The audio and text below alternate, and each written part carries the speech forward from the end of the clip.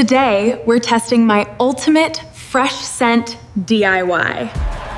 I want to see how fresh we can make a room smell using simple ingredients. Here's everything we need: baking soda, citrus peel, fragrance, and a jar. First, add a layer of baking soda to the bottom.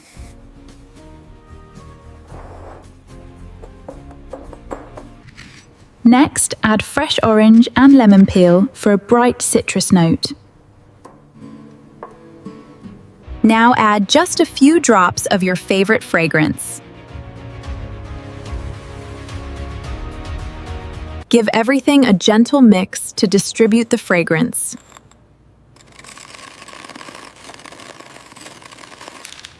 Cover it loosely so the scent can slowly escape. Now let's put it in the room and see what happens.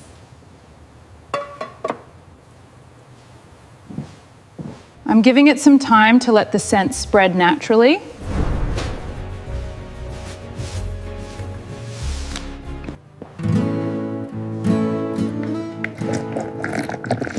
Whoa, that smells surprisingly fresh.